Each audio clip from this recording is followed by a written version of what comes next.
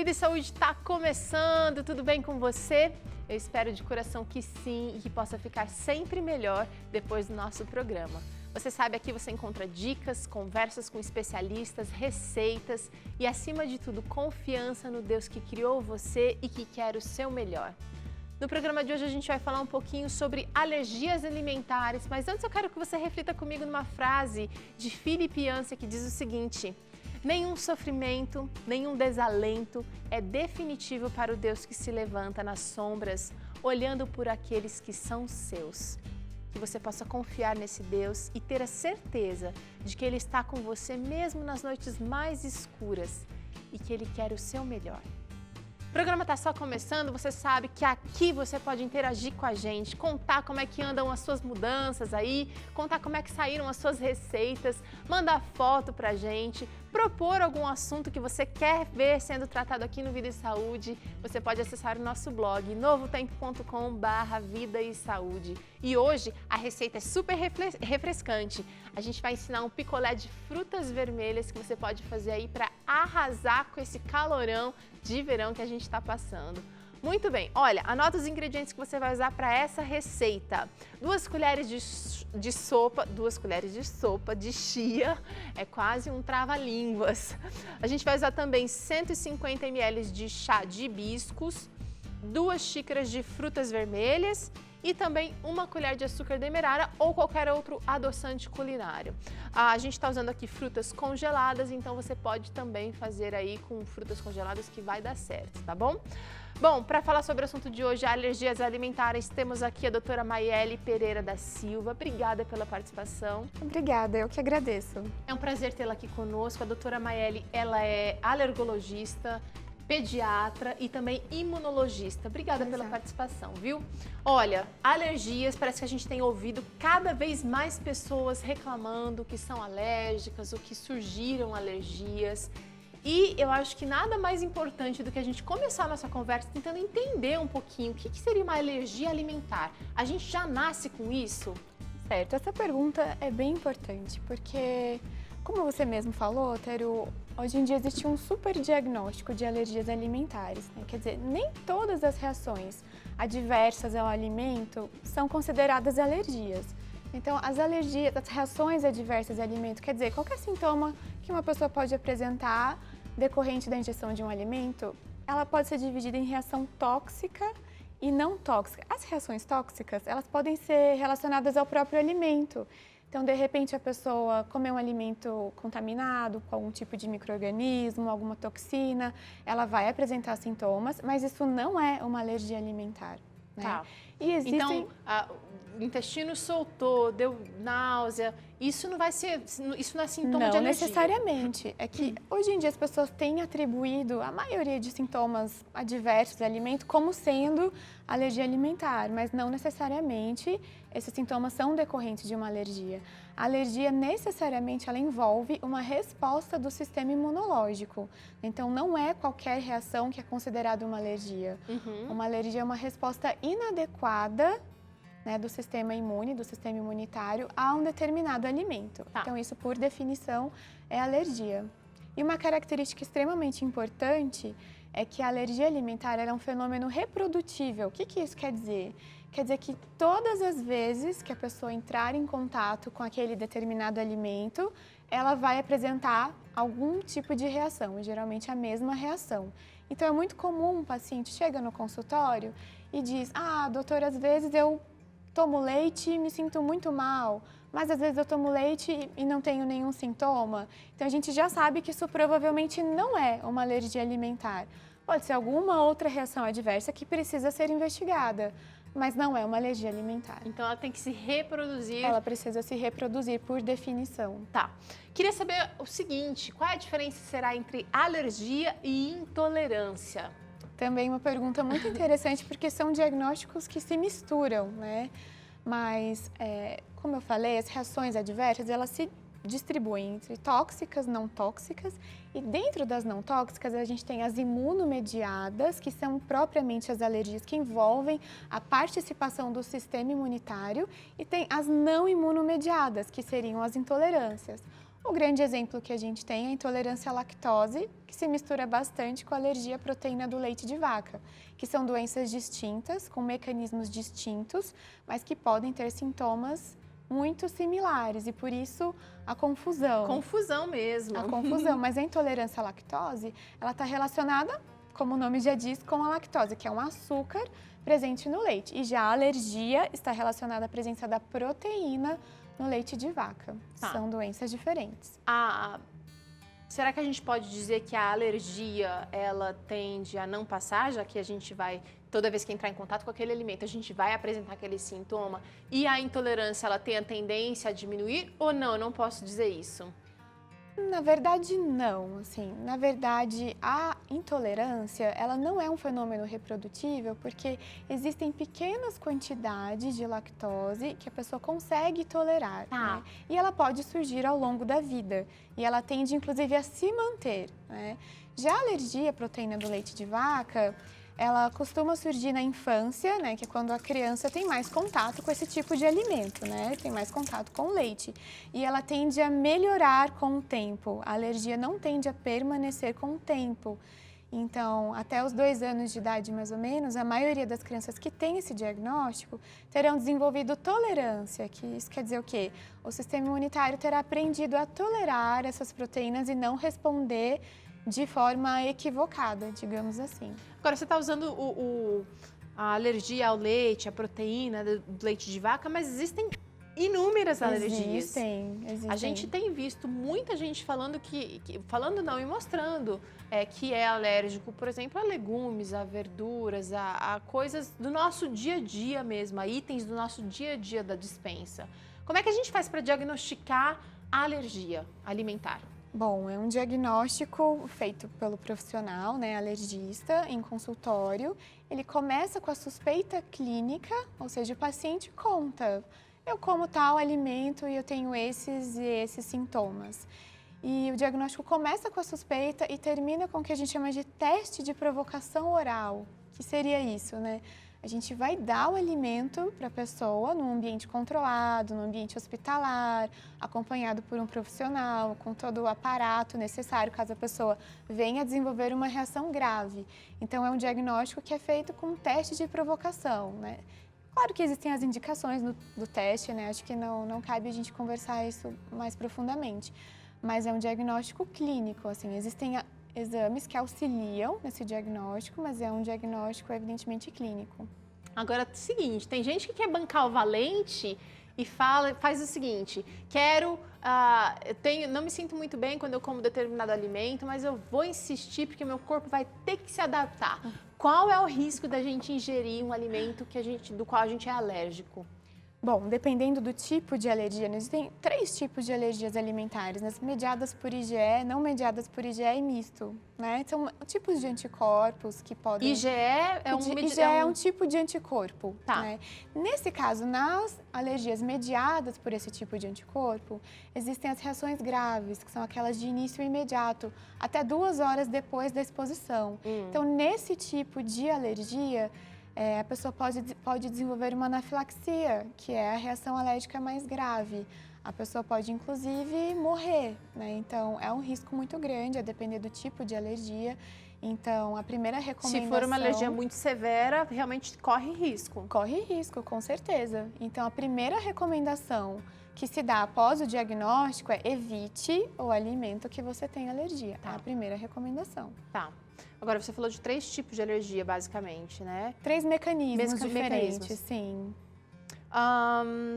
Agora, em relação aos alimentos, como você mencionou, a gente fala bastante da alergia à proteína do leite de vaca, porque ela é muito prevalente no nosso meio, né? Alergia ao leite de vaca, à soja, a trigo, Castanhas. a castanhas também, a crustáceos, elas são Ovo. muito comuns. A alergia ao ovo, também as proteínas do ovo são muito comuns.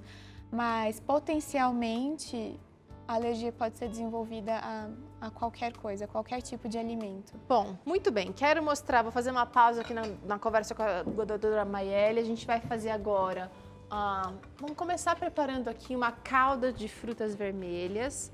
Esse é o picolé que você aprende hoje de frutas vermelhas. E eu tenho aqui chá de hibisco, chia e algumas frutas. Então, eu vou colocar 1 colher de açúcar demerara. E se você preferir, pode usar stevia, não tem problema. Pode usar agave, não tem problema. E frutas vermelhas vêm para a panela. Agora, eu vou colocar um pouquinho do chá de hibiscus, que tem... Quem ainda não conhece muito bem, o chá de hibiscus, ele tem aquela característica de ser mais azedinho, super agradável, bem refrescante. Então, essa proposta aqui de picolé tá bem verão mesmo. Agora é o seguinte, eu vou deixar fervendo. O que tem nessas frutas vermelhas aí, Teru? Tem cranberry e morango. Se você tem amora congelada, pode usar. Se você tem mirtilo congelado, pode usar. O que mais de frutas vermelhas fica bom? Romã fica ótimo também. Maravilhoso. Enfim, você pode usar uma infinidade. E aqui no Brasil a gente produz muito morango. E que mais que eu tô esquecendo de frutas vermelhas? Acho que só, né? O resto a gente traz ou desidratado ou congelado. O legal das frutas vermelhas é que elas têm a propriedade de ser antioxidantes. Então, por isso que a gente tem visto cada vez mais no mercado mix de frutas vermelhas, suco de frutas. Cuidado, porque alguns desses produtos promovem, dizem que estão estão apresentando alimentos antioxidantes, mas tem muito corante, inclusive corantes até naturais, mas que não são os naturais das frutas. Sem muito açúcar também. Quantidade de açúcar, Exatamente, doutora. Sempre muito açúcar. Então, a gente precisa ser consumidor mais criterioso com relação ao que a gente leva para nossa mesa. O seguinte, vou deixar fervendo aqui. Ainda nem começou a ferver, já está quase lá. Até dar o açúcar derreter bem e reduzir um pouquinho desse líquido. É isso que a gente quer agora. Mas, voltando ao assunto das alergias, inclusive, será que elas são hereditárias ou elas podem surgir? Porque a gente ouve muita gente falando o seguinte: nossa, comi isso a vida inteira, nunca me senti mal. Como é que o médico está me dizendo que eu sou alérgico? Que história é essa? Isso é uma questão bastante interessante, né? Então, o pré-requisito para que se desenvolva uma alergia alimentar é justamente ter contato prévio. A alergia alimentar não ocorre no primeiro contato com o alimento, porque precisa ocorrer uma sensibilização, que a gente chama. O que seria isso? Seria a produção daquele anticorpo que eu mencionei, da IgE. O organismo precisa ser capaz de elaborar uma resposta imunológica.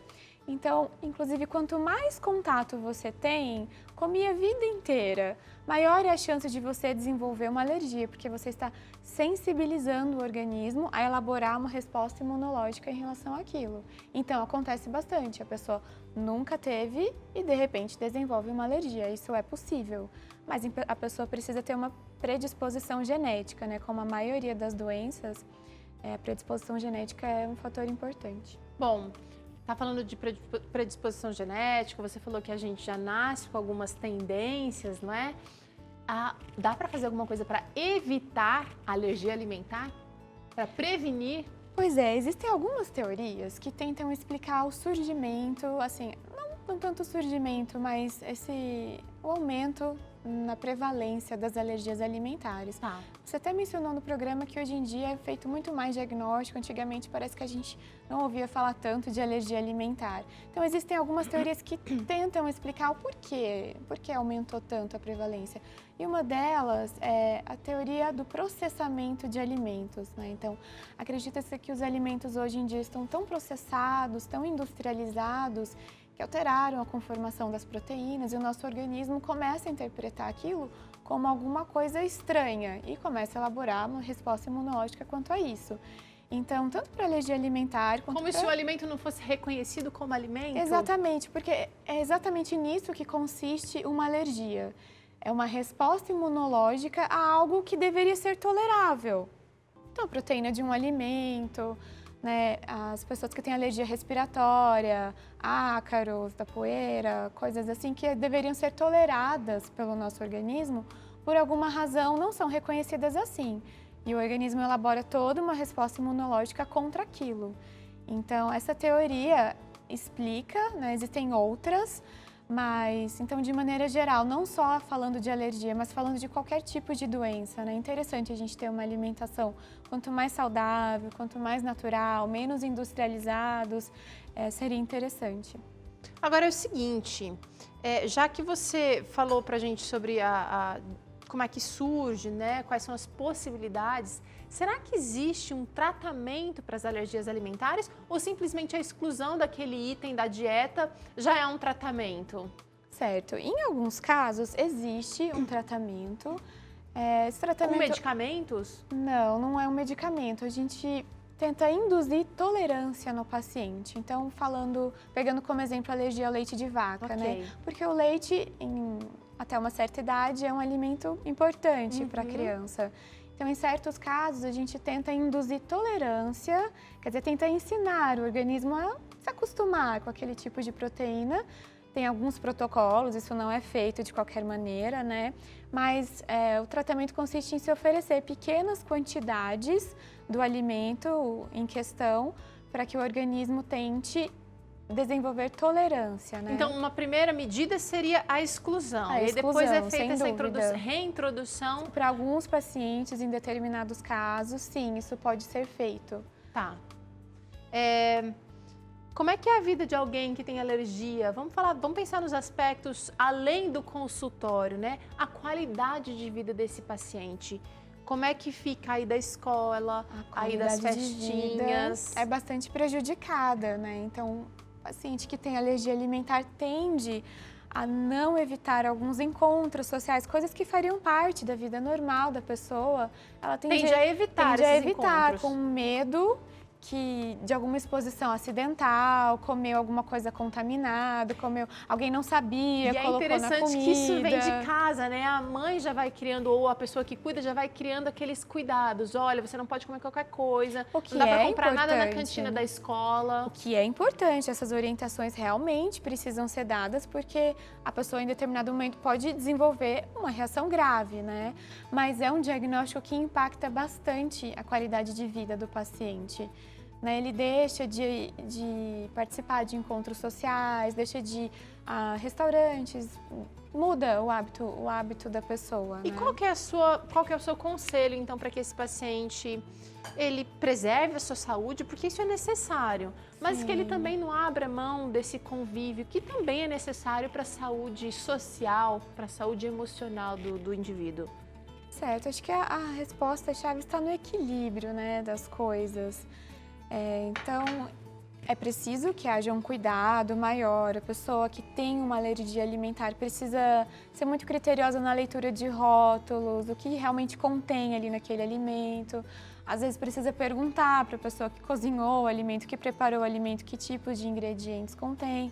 Então, assim, tomando esses cuidados, não existe nenhuma razão para se evitar esses encontros. Eu já vi exemplos de pessoas que acabam participando muito desses eventos sociais e cada vez que vão, levam o próprio alimento. Então, quer dizer, elas vão participar, vão ali ter aquele momento de descontração e de participação, mas vão estar seguras do que estão comendo, inclusive mostrando para as pessoas que o que elas comem muitas vezes é possível, né? Porque tem aquele lance também, algumas pessoas chegam com esse diagnóstico e pensam que acabou a vida. Exatamente. Principalmente adulto, que depois vamos falar do glúten, por exemplo, que também tem sido cada vez mais diagnosticado, né? Então a pessoa comeu pão a vida inteira e de repente aquilo começou a fazer mal. É possível também. É possível. E eu acho muito importante também que se respeite esse diagnóstico.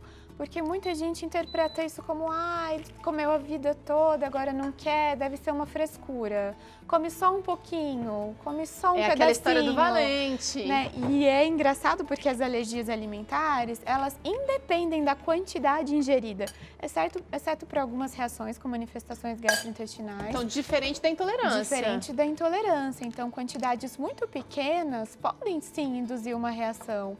Então, para quem tem realmente o diagnóstico de alergia alimentar, não existe, prova só um pedacinho que não vai fazer mal.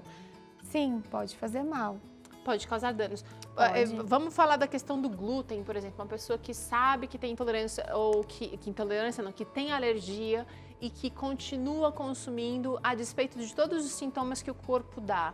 Ela pode causar uma lesão mais séria, de repente no intestino, no estômago? No caso do glúten, sim. Quando a gente fala do glúten, a gente costuma falar mais de doença celíaca, né?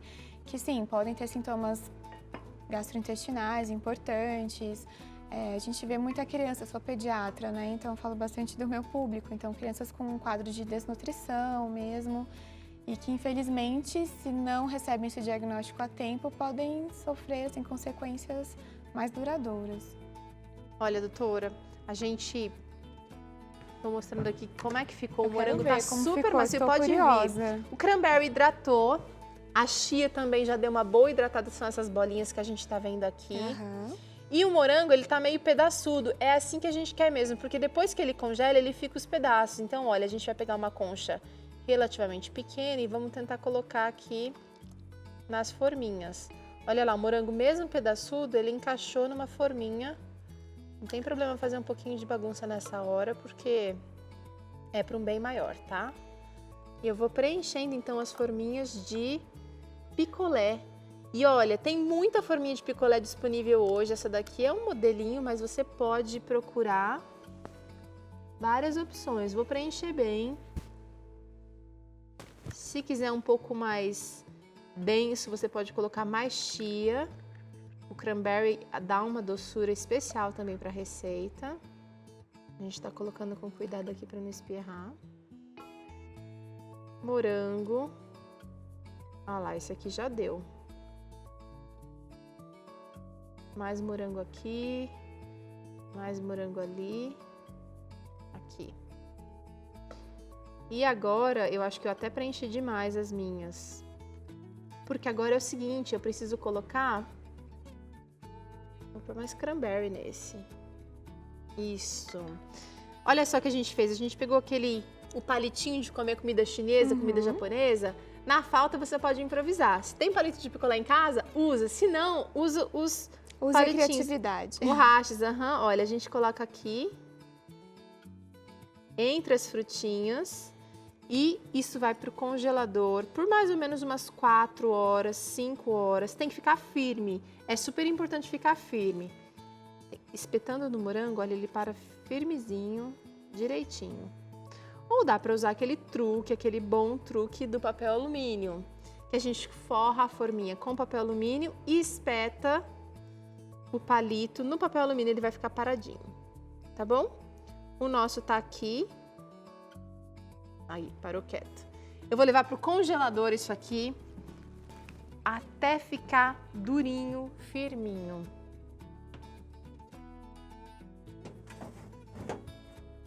Picolé é sempre bom, não importa a idade, né, doutora? Ah, com certeza. Saudável assim, ó, tá liberado. Vou pegar um que já tá pronto aqui. Olha. Vamos pra mesa mostrar como é que fica e já provar?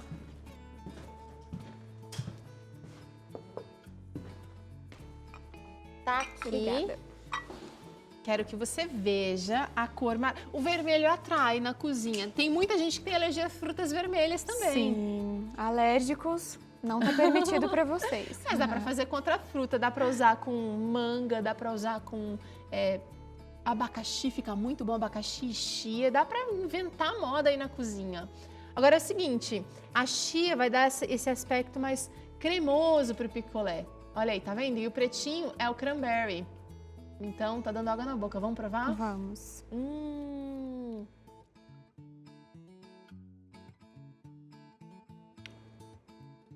Maravilhoso.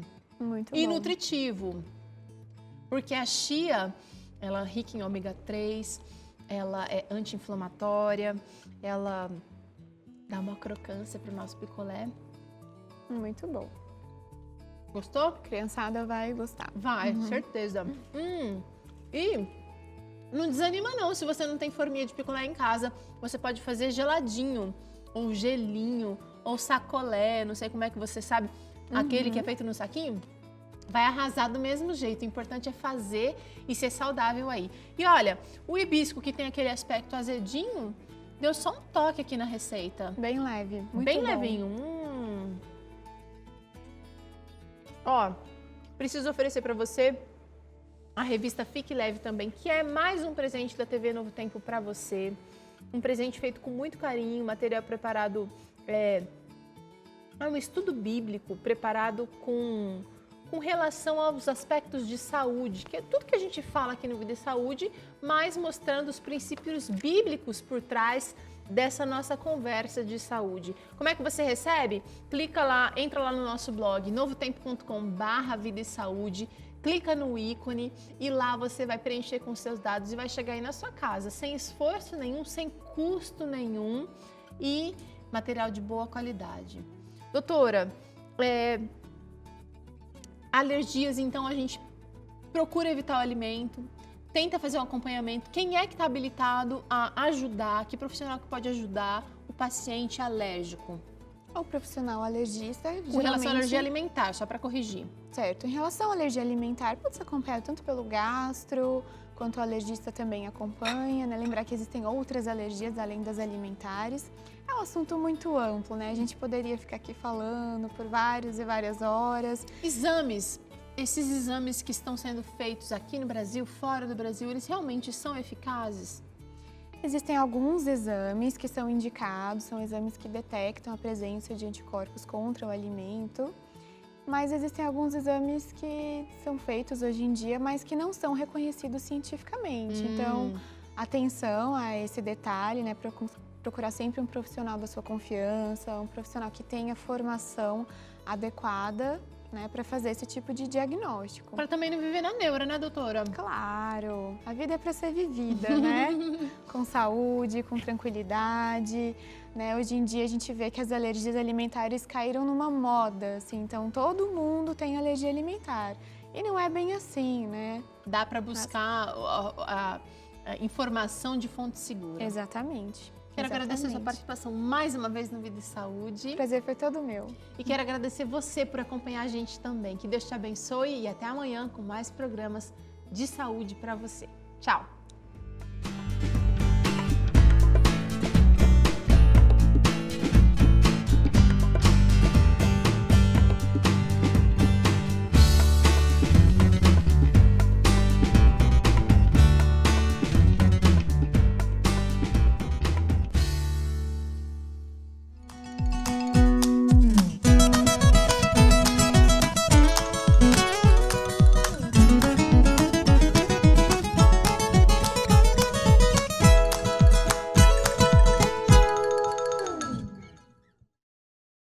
Você gostou do que assistiu agora?